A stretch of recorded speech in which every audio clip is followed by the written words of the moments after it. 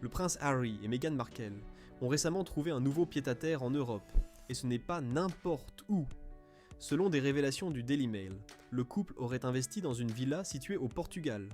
Cet achat, qui les rapproche géographiquement de la couronne, n'augure cependant pas d'une amélioration des relations entre les Sussex et le reste de la famille royale. Bien au contraire. Cette annonce a certainement surpris plus d'un observateur à Londres. Le mercredi 16 octobre, l'expert Richard Eden a partagé l'information dans le Daily Mail, précisant que Harry et Meghan avaient déjà visité cette région lors de leur passage en 2023, après les Invictus Games de Düsseldorf.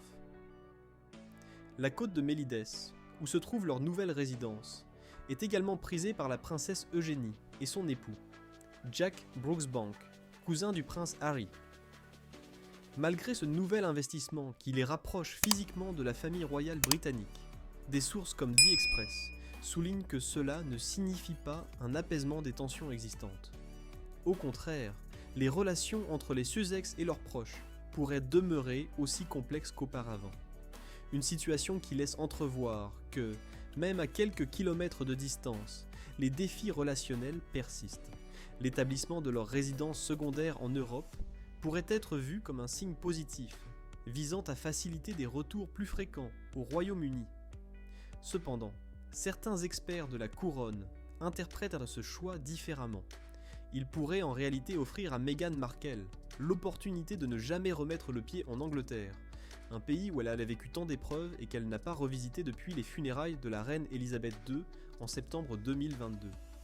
Bien que le prince Harry, âgé de 40 ans, aspire à se rapprocher de sa terre natale, cela ne signifie pas que Meghan le suivra sans hésitation, en emmenant leurs 2 enfants avec elle.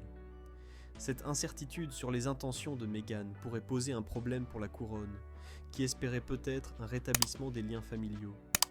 Ainsi, même si cette nouvelle résidence pourrait sembler être un pas vers la réconciliation, elle soulève également des interrogations sur l'avenir des Sussex et leurs relations avec la royauté britannique.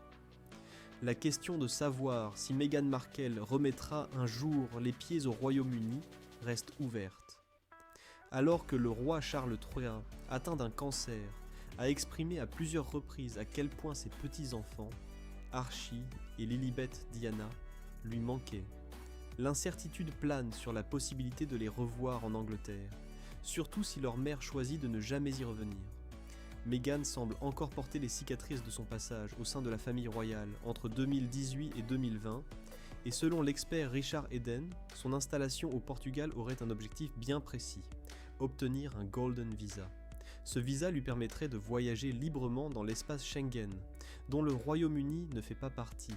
Une telle démarche offrirait au couple une plus grande flexibilité pour développer leurs projets professionnels en Europe, facilitant ainsi leurs déplacements. Ce choix stratégique soulève des questions. Est-ce que cette maison au Portugal marque un tournant dans leur relation avec la royauté, ou est-ce simplement une nouvelle étape vers une indépendance accrue ? L'avenir nous dira comment cette décision s'inscrit dans la trajectoire des Sussex, souvent perçus comme les rebelles de la couronne.